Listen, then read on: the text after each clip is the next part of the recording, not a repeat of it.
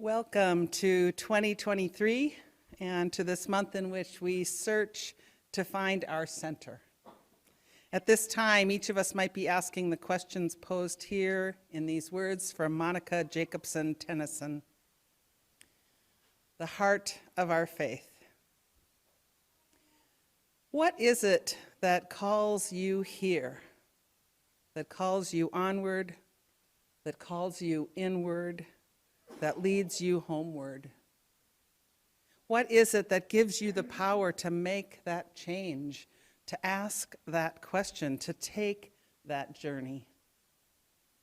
What is it that says, you have done well, that asks you to learn more, that brings you to stillness, that holds you up in hard times? It is relationship, the beating heart of our faith. It begins when we share this hour, our truths, this air, our hearts. Come, let us worship together.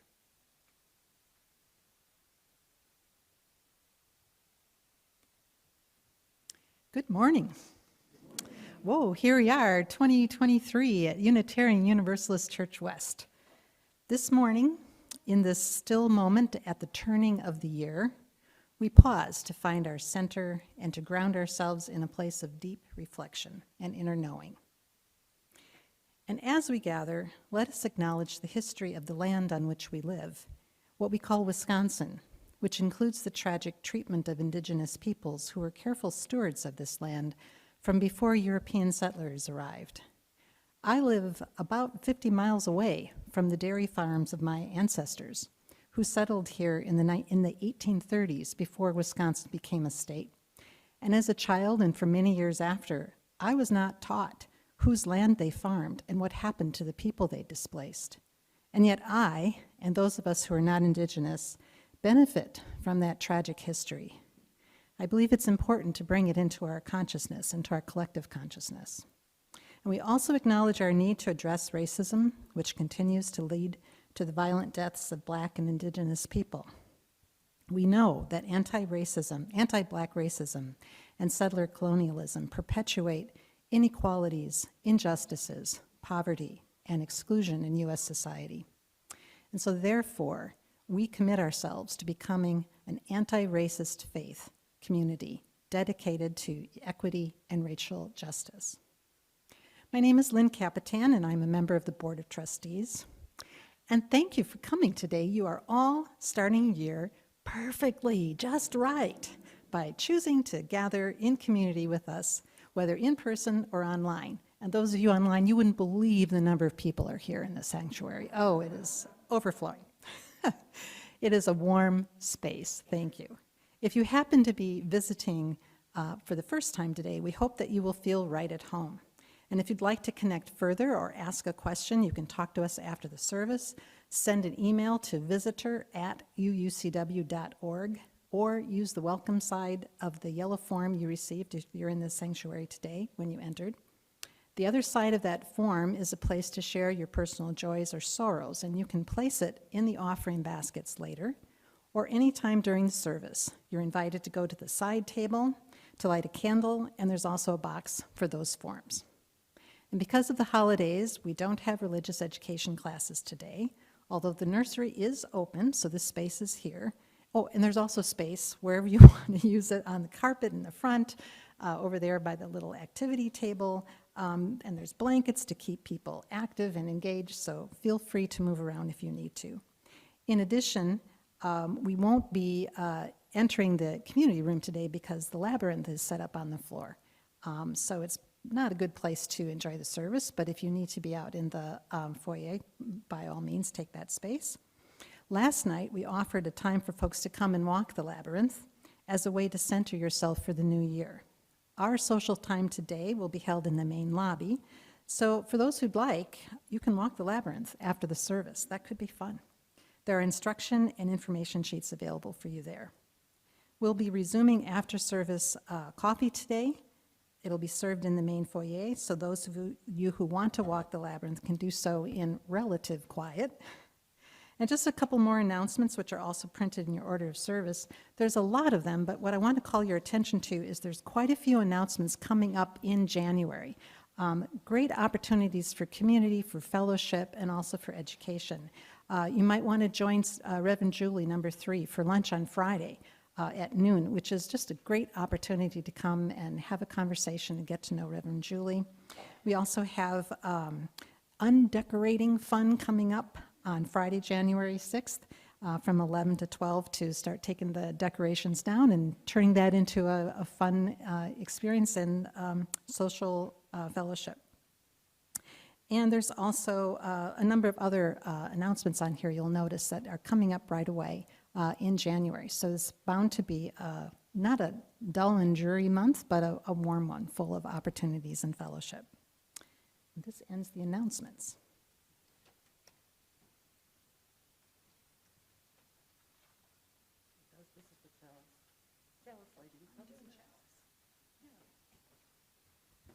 Oh, I didn't flip my page.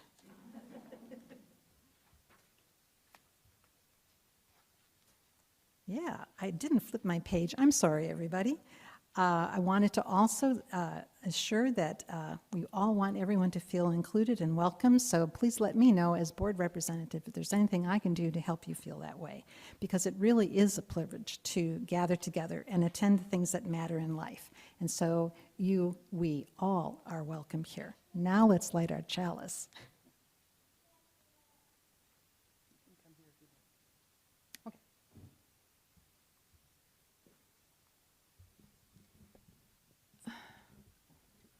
Yeah. Okay. Today's chalice lighting words. Let me just do this. Okay, can you hear me? Okay, great.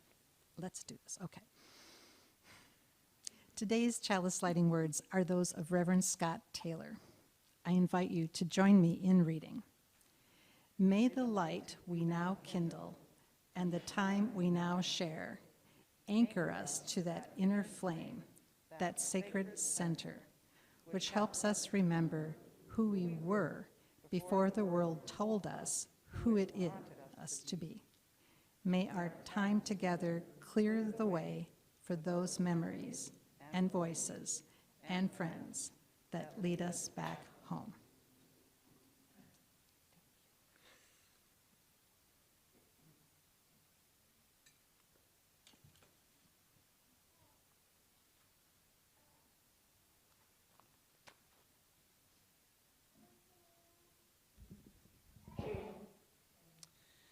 So this is a Sunday off for our music director, Ruben Purainen, and as you've already experienced, we're enjoying the beauty of the hand pans offered by Harmonic Tonic. For our singing today, we'll be supported by videos, and for this first song, we're going to just sing a cappella. The words for Gathered Here are printed in the order of service. We'll sing it through twice and then break into a round. It's a great song for centering ourselves.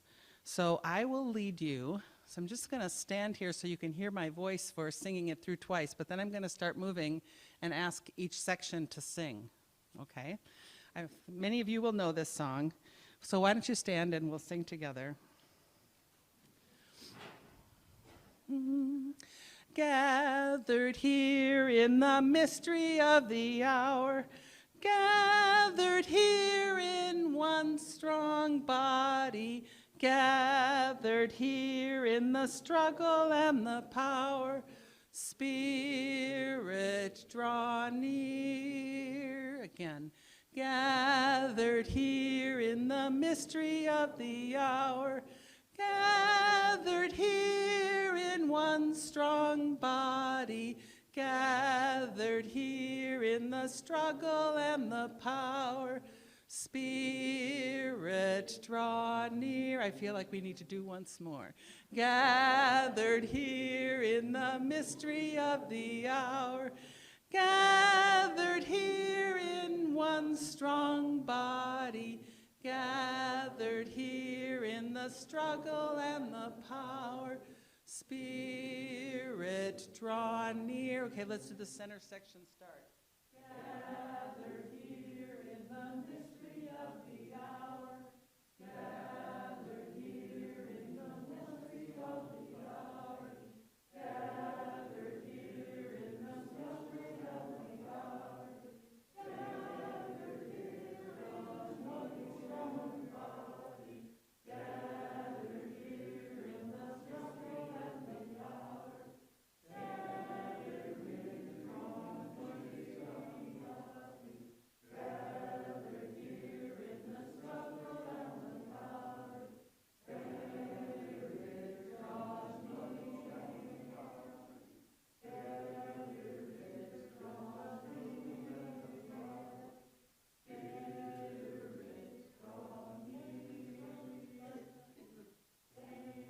Spirit, draw near.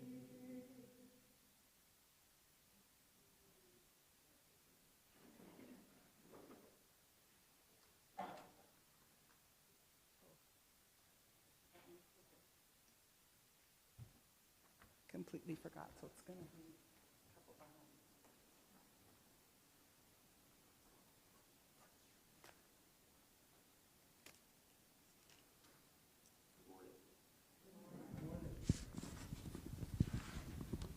I'm Dave Cicero, Director of Lifespan Religious Education here at UU Church West. My pronouns are he and his. You may have seen the title of the story listed today, something about a potato and an egg and coffee. A little bit strange, perhaps, but you also might imagine as well that, we're going to use those as metaphors, symbols with qualities, each of which might be able to teach us a little something about ourselves. This happens often in storytelling. The coffee and the potato will not be speaking for themselves in this particular story, but Reverend Julie, I'd like to give credit to for finding this video, which we're going to share with you today. And then I have a few thoughts and follow-up questions afterwards for us to consider at this time where we are beginning a new year. Often in time we pause to center ourselves in preparation. And to do that, it's good to take stock of how we're feeling in the present moment.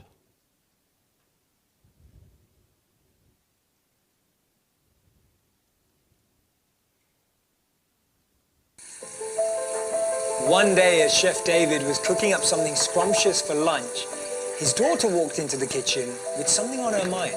"What's wrong?" the father asked. School is just so hard. Making friends is impossible. I don't think I'll ever make it through 4th grade. Her dad smiled and took out 3 pots. He filled them with water and placed them on the fire. Once the 3 pots began to boil, he placed potatoes into 1 pot, eggs into the 2nd pot, and poured coffee beans into the 3rd pot. Dad, what are you doing? Patience, sweetheart, patience. After 20 minutes, he took the potatoes out of the pot and placed them on a plate. He did the same with the eggs, and then he poured the coffee into a mug. "So, what do you see?" Potato, eggs, and coffee. Look closer. The potatoes, the eggs, and the beans each faced the same adversity, boiling water. However, each one of them reacted differently. The potato went in strong, hard, and unrelenting, but in the boiling water became soft and weak. The egg was fragile, with the thin outer shell protecting its liquid interior until it was placed in the boiling water. Then it became hard. However, the coffee beans were unique. After they were exposed to the hot boiling water, they changed it and created something new. "Which are you?" he asked his daughter. "When adversity knocks on your door, how do you respond? Are you a potato, an egg, or a coffee bean?" In life, things happen around us, things happen to us. But what truly matters is what happens within us. Which one are you?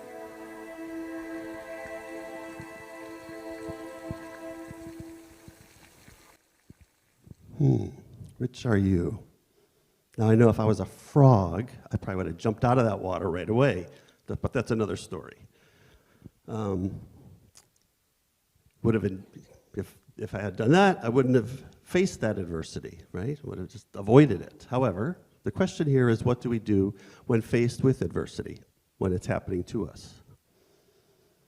Now, when I first saw this video, I came to the conclusion that that last option, the coffee bean, is the one to be, right? Hopefully that's what you're striving for. But thinking about it a little bit longer, I realized there's no shame in being a potato or an egg. There's not really a best answer to this question, if we're being honest with ourselves. Answering the question has more to do with understanding ourselves. And the question about which are we? So the potato was hard when it went into the boiling water. Hard can be strong-willed, it can be stubborn. But after its experience here, it came out soft. I think the narrator actually described it as weak. But is being more easily shaped and molded by others a weakness? This could be a positive or a negative quality, really depending on our own environment, our own needs. The potato also went in with a very thin skin. People described in this way are easily offended. But perhaps this quality also allows them to be more easily influenced and enter into relationship with others more easily. But here the cooked potato is, after all, more easily digested and can be mashed up, which is, I love eating my potatoes that way. Now the raw egg, on the other hand, was liquid inside.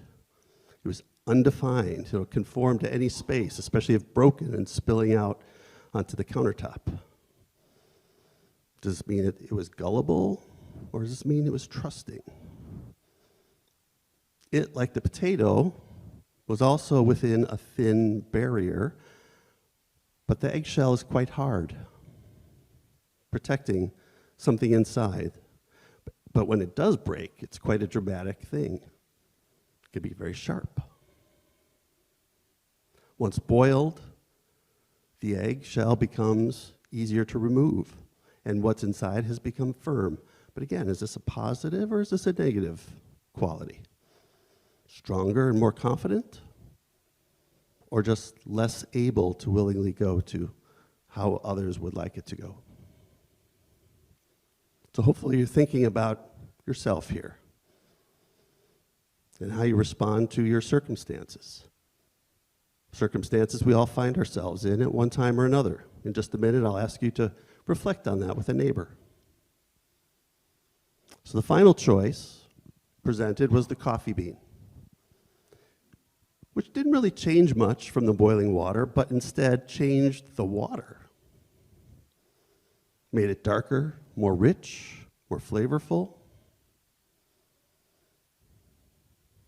So which are you? Please take a minute to reflect with someone next to you what qualities you recognize in yourself, and possibly just a really short reason why. Are you more of a potato? Are you more of an egg? Or are you more of a coffee bean?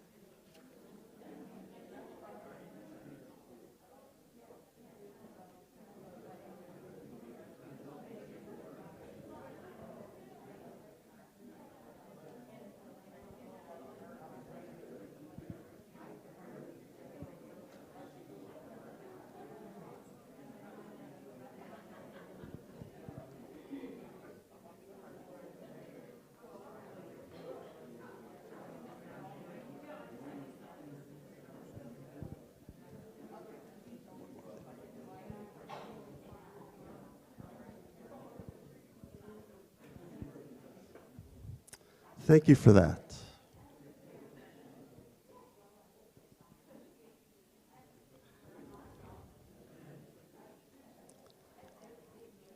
Turning and talking, especially if it's someone you don't have a relationship with already, can be very vulnerable. Sorry to interrupt. If you're it's really into something meaningful, we can continue that later. I hope you do. Obviously, we hope that these messages, these stories, stay with you. But it's interesting to be open with your assessment of yourself, at least in this moment. It can be a difficult thing, which says a lot about who you are in and of itself. And one last observation I'd just like to make is that none of these items, the potato, the coffee bean, the egg, none of them started off in our scenario completely new and completely fresh. They had already had a history to get to the point where they're at, as have we. But thinking about where are we now before we move forward. And so with a concrete idea of how it is we respond to our circumstances, however unusual that description may have sounded when we woke up this morning, we continue to center ourselves today, considering how we might understand our true nature.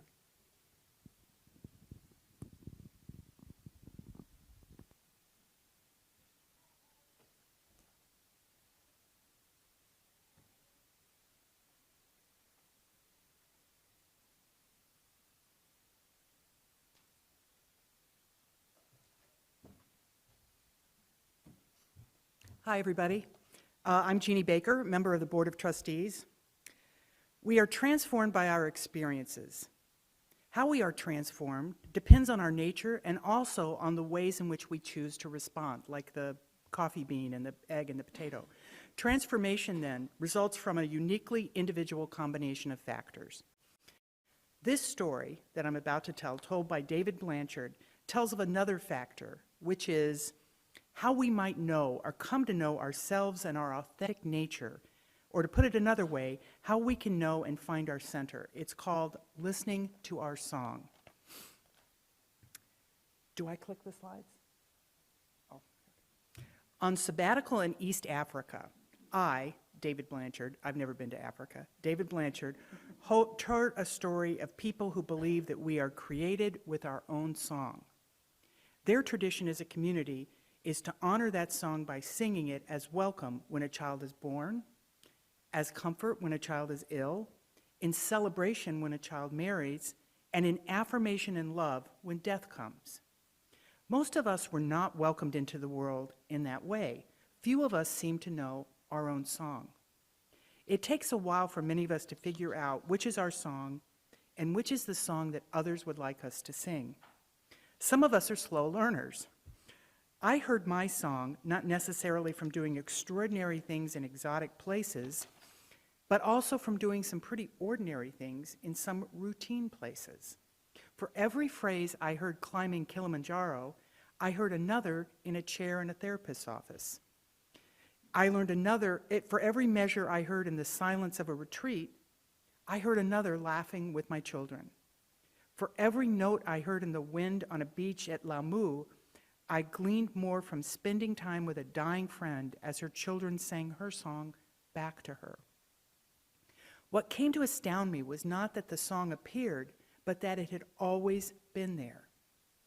I figured that the only way I could have known it for my own was if I had heard it before memory went to work making sense and order of the mystery of our beginnings. Our songs sing back to us something of our essence, something of our truth, something of our uniqueness. When our songs are sung back to us, it's not about approval, but about recognizing our being and our belonging in the human family. It is good to know our songs by heart for those lonely times when the world is not singing them back to us. That's usually a good time to start humming to yourself that song that is most your own. They can be heard as songs of love or of longing, songs of encouragement or of comfort, songs of struggle or of security. But most of all, they are the songs of life, giving testimony to what has been, giving praise for all we're given, giving hope for all we strive for, giving voice to that great mystery that carries each of us in and out of the world.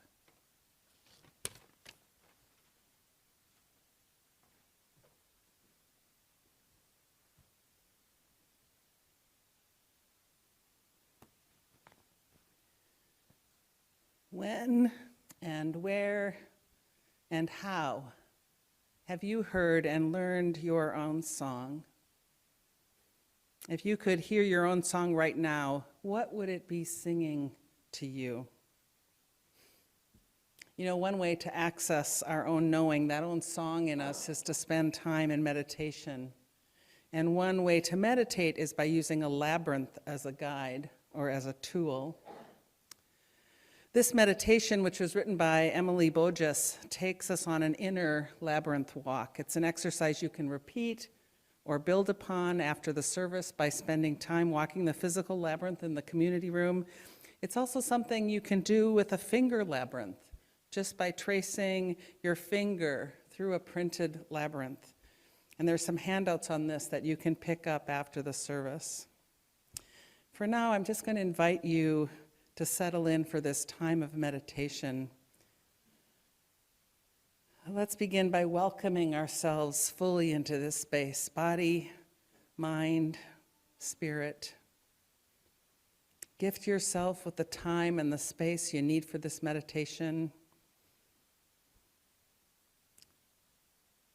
Begin by being still for a few minutes and taking a few deep breaths. Relax. Inhale, exhale.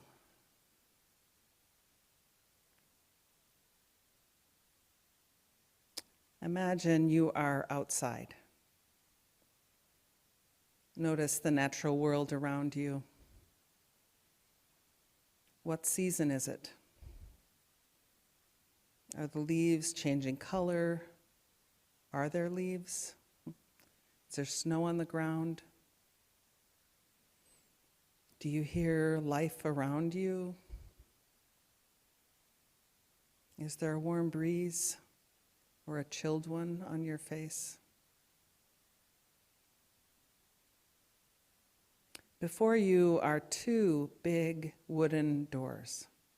One door is open, inviting you in, and you accept this invitation. Now imagine a person welcoming you into the foyer. What do you notice about them? What do you experience within you as you are welcomed?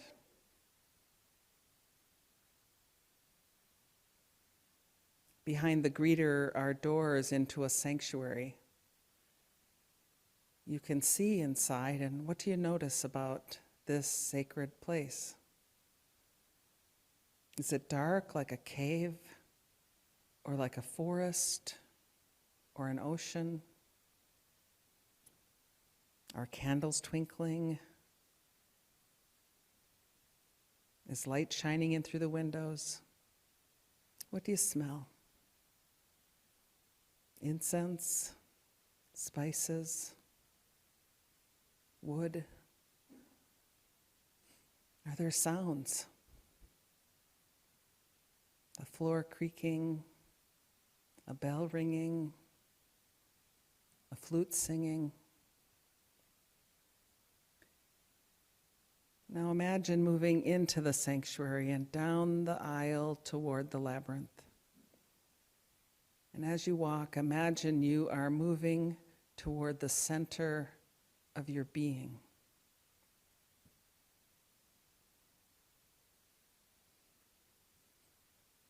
Before you is another pilgrim, like you, leaving the labyrinth. Their journey is finished. Their back is facing you. You can see the shoulders expand and contract with each slow breath. And you notice that your breath falls into rhythm with theirs.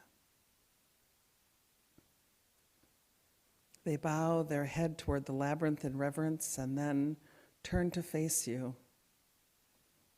Your eyes meet only for a second, and that person moves on.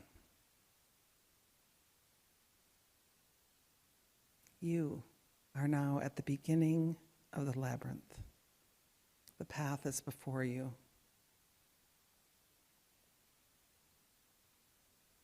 Before entering, place or imagine placing your hands over your heart as a way of being heart-centered.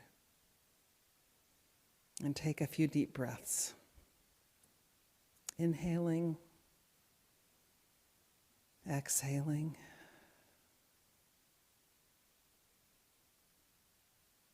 And take your first step, following the path.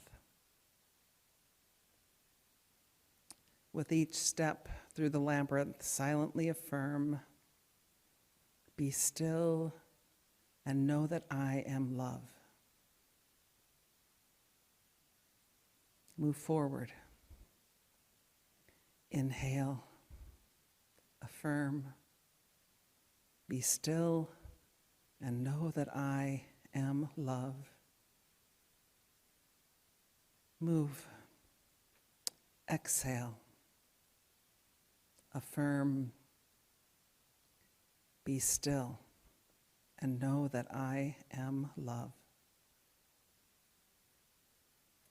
Twist along the labyrinth. Inhale, affirm, be still, know that I am love. Stay present in each movement, each breath, each affirmation. If sensations or thoughts arise, notice them and release them like autumn leaves from a tree. Then return to the movement, the breath, and the affirmation. Move. Exhale. Affirm. Be still and know that I am love. Turn. Move a few more steps. Inhale. Affirm. Be still and know that I am love. And as you move through the next turn, you notice that you have arrived at the center of the labyrinth. And stay still for a few minutes in that center, simply listening.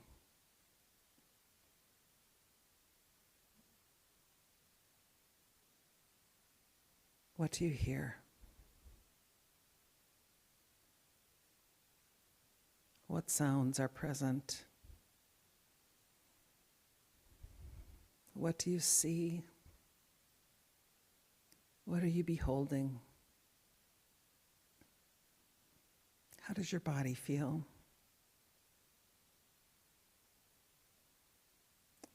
Take a moment to say thank you to the center of your being, the source of love in your life.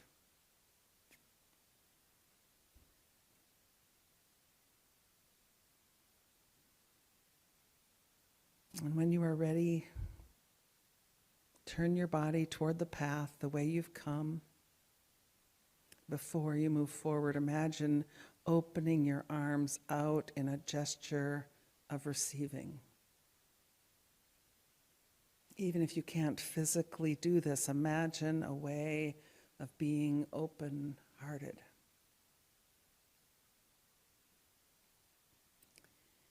And with each motion back through the labyrinth, silently ask, how can I be faithful to what love, what my song is asking of me? Move forward and fall again into the rhythm of the labyrinth. Move, inhale, ask, how can I be faithful to what love is asking of me? Move forward. Exhale. Ask, how can I be faithful to what love is asking of me? Twist along the labyrinth and ask, how can I be faithful? What is love asking of me? Stay present in each movement, each breath, each affirmation. Again, if sensations or thoughts arise, notice them and just release them like helium balloons into the sky. And then return to the movement, the breath, the question, moving forward, asking, how can I be faithful to what my song is asking of me? Turn, a few more steps, inhaling, exhaling. How can I be faithful to what love is asking of me? And as you move through the next turn, you notice that you have arrived at the end of the labyrinth path. Stay still for a few minutes here at your journey's end, simply listening. Now slowly open your eyes. Stay still for a few moments. Hold in your heart whatever inner knowing you received. A bit later, you'll be given the opportunity to share that here with others if you so choose. In any case, as you move into the week and the days ahead, remember to listen for your inner knowing. Return to the labyrinth whenever you need to.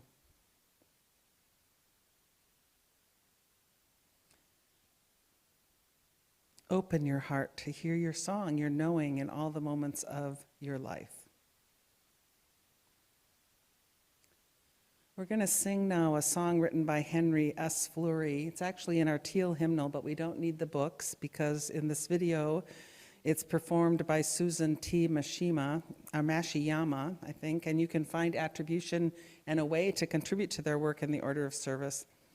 The words are simply this: open my heart to all that I seek. Let me be part of the love you give. Open my heart to all that I seek. Let me be part of the love you give. And you can join in any time you feel comfortable doing so, remaining seated and in this meditative spirit.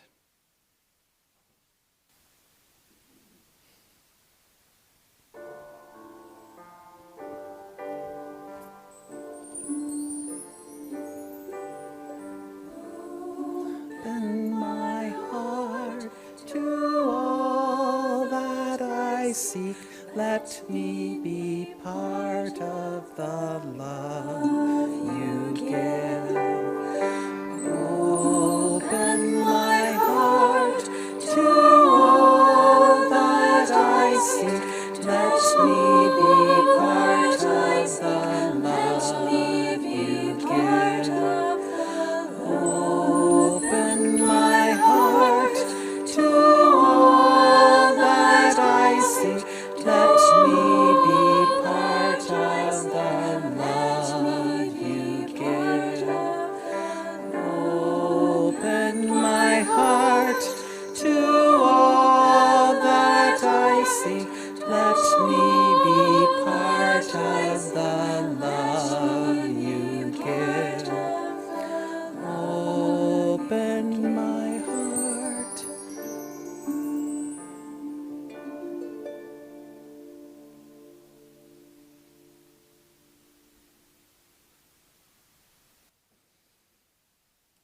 So today's short message about centering to life is really something of a collection of wisdom quotes. The first two speak to the problem. That is, how it is that so often we become uncentered and end up living kind of inauthentically. Author and teacher Parker Palmer writes in his little book, Let Your Life Speak, there are moments when it is clear, if I have eyes to see, that the life I am living is not the same as the life that wants to live in me. You ever feel that way? And the second is from the Bengali philosopher Rabindranath Tagore. I have spent my days stringing and unstringing my instrument while the song I came to sing remains unsung. I have spent days stringing and unstringing my instrument while the song I came to sing remains unsung. As in that reading that Jeannie shared, we're here to listen to and sing our song, a song that's only ours, your song, the song that gives voice to that great mystery that is you and only you. And yet, even with this sacred task in front of us, it's so easy to become distracted or avoidant and spend time stringing and unstringing our instruments rather than singing. Columnist David Brooks puts it another way. He talks about how you can come to live with unconscious boredom, separated from the deepest meaning of life and the highest moral joys. And gradually, a humiliating gap opens between your actual self and your desired self. A humiliating gap. I guess that's being off-center and not living an authentic life. And some of the key to reversing this is to reconnect to yourself, to the deepest meaning in life, to your highest values, to be you, the one and only you. And that reminds me of that old Hasidic story as told by Rabbi Zuzah. He said, when I get to heaven, God will not ask me, why were you not Moses? Or why were you not Elijah? Rather, he will ask me, why were you not Zusa?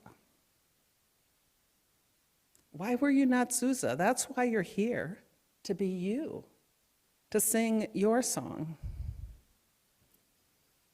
Speaking of her work as a UU spiritual director, Sarah York, who I had the great privilege to work with for about 4 years, says, I want to explore what might help you come back to the center, to that place where you feel most alive, where you feel engaged with others, where you feel fully present in this moment, and you know that you are a part of a larger energy and purpose. And this is our purpose today, to help you, each of you, and also this community, to come back to center, or at least a little closer to that place where we feel most alive. This time of year is so often a time when, folks make resolutions, and maybe some of you have given some time to that already, some commitment or promise to change, to do something new, to transform ourselves, to be like that egg or potato or coffee bean or whatever it is that we think we need to be. But really, I think that's something that's actually happening every day throughout our life experience, on our life's journey. Every change or transformation takes time and is life's work. So perhaps maybe a better way, or a different way anyway, to be affected by the turning of the year is to actually take time in reflection, to think about what matters most to us, and to wonder about and to try to name the why of how we want to live our lives. Anthropologist Joseph Campbell talked about living out of the hub of the wheel instead of living out at the rim. To live at that still center, that place where you know who you are and who you are meant to be.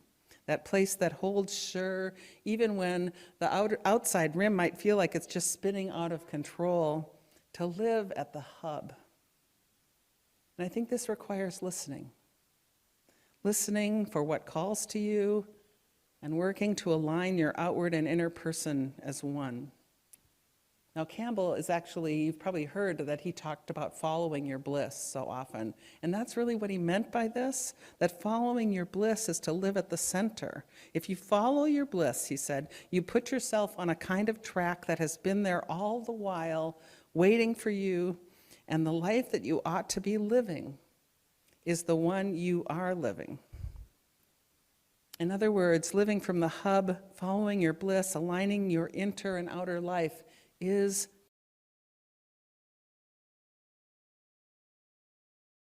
to be centered. Karen Anderson did an informal survey of some folks in her congregation, asking them, you might want to try to answer that for yourself. What trips you up from living into your core self? And I don't think it would surprise you to hear some of the answers she got. Feeling inadequate, protecting myself from judgment, worrying about others' opinions, fear of not being accepted, being critical of myself. This is what throws us off track. And taking time for reflection and meditation are such great antidotes for these deterrents. As Thich Nhat Hanh has said, mindfulness is simply to be there, alive in the present moment, body and mind united. It's the capacity of being there in order to live deeply into every moment of your life. So mindfulness, doing things like walking the labyrinth, center us. It reminds us or even instills in us an awareness of our worth and reinforces a feeling of alignment and authenticity, body and mind united. Again, you are here to be you. You have a unique and beautiful song to sing.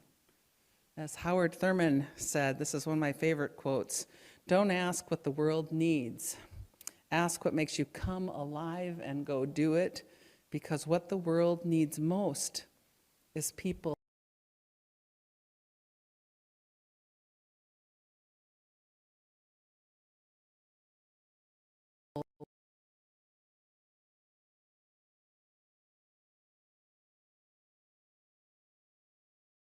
This from Australian writer Tai Nguyen. Connecting your ideals of integrity with a community gives you the corporate accountability of checks and balances. Talking about being you, singing your own song all the time, has a way of sort of falling into individualism. But being here in community matters. We're most able to find our center for all that life brings when we hang out with those people who believe in us, the people who will give us support and love and guidance. Being in good company will indeed make us happier because it's a way to help us find and keep returning to that center. Which is why, at least for me, it feels so right to be together at the turning of the year. Setting our intention, recentering ourselves, remembering what matters. Here in beloved community, may our authentic selves be awakened and blessed. May it be so. Amen.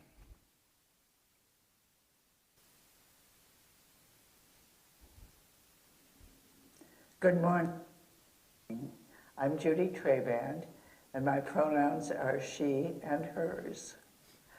Split the Plate is UUCW's program of outreach and generosity.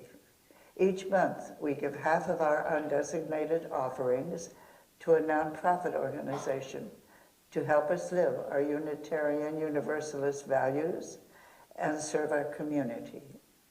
Our Split the Plate partner for January is the Women's Center of Waukesha, whose mission is to provide safety and support to all persons impacted by domestic abuse, sexual violence, child abuse, and trafficking.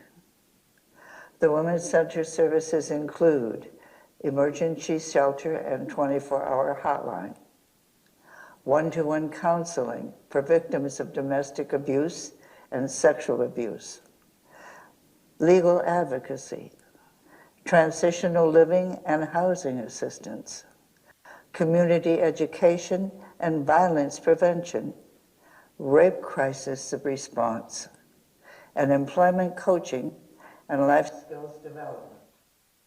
The Women's Center welcomes and serves survivors of all ages, races, gender identities, sexual orientations, abilities, nationalities, and immigration status. It recognizes that their unique experience informs the perspective of each person. All services are offered confidentially and at no cost to survivors. If you are participating virtually, please go to the UUCW website, donate, and select Split the Plate from the menu provided.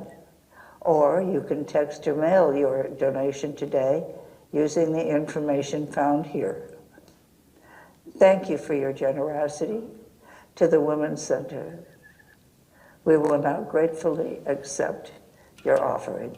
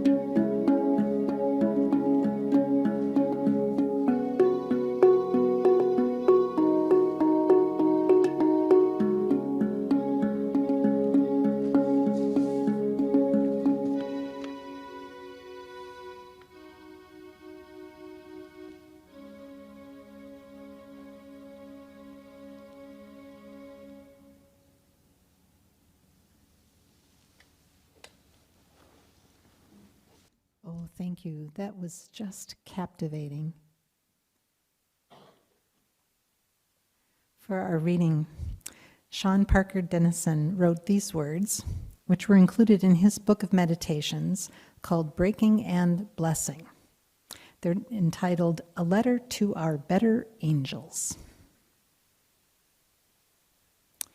Dear angels, it seems important to begin by making clear that we're not talking about celestial winged beings. This letter is addressed instead to our better selves, the people we hope we will be when necessary. We might also note that we more often excel at our self-appointed role as advocate for the devil, a requisite position that is also, if you ask us, not literal but theoretical, and therefore without consequence. We are writing to let you know that we feel your presence insufficient and unpredictable, and when we inquire about how to make you more dependable, we are offended by and opposed to the level of accountability required. We are hoping to make arrangements for an increase in the percentage of goodness and presence of admirable qualities in ourselves and in others, especially in others. We respectfully request that this come easily and with immediate delivery, a dependable warranty, and at no extra cost. We would even be more pleased if it could be arranged for us to become better people without needing to change, or to consider any needs but our own. It would also please us if our status as increasingly good could be noted in some way. Perhaps a cookie, a badge, a halo, as long as it's comfortable. We hope you will consider our request as soon as humanly possible, not in angel time. We have already waited a long time, unaware of the seriousness of the situation, the disrepair to our reputation. Please expedite our request. We have only just noticed the world is ending. Sincerely.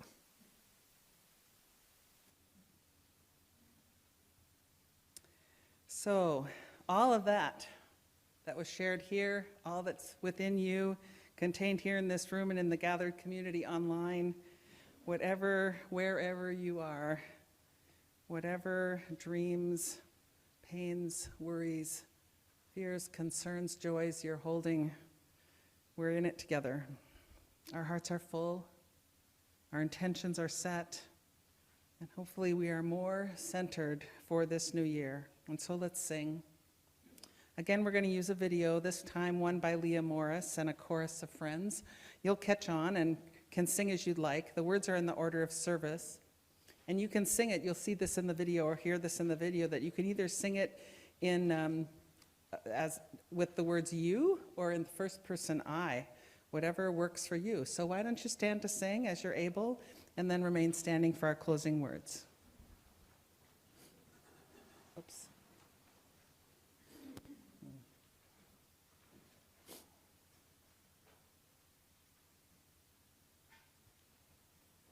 Keep your heart wide open, though the waves want to push you around.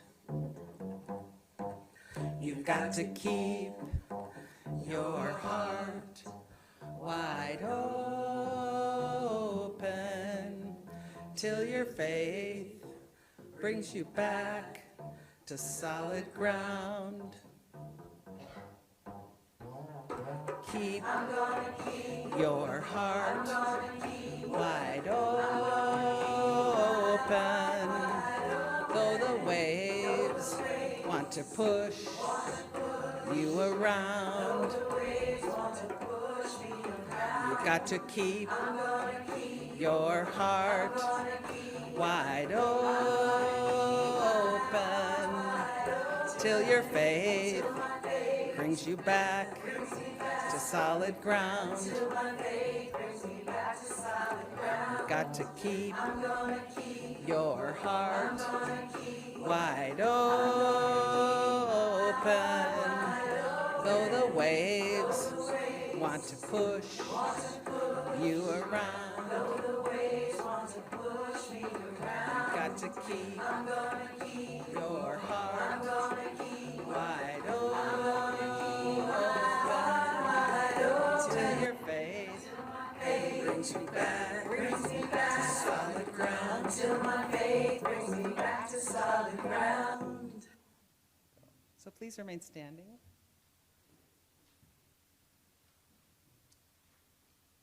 So, keeping your heart wide open, trusting ourselves, being centered, take a look around and see all of these beings who are accompanying you.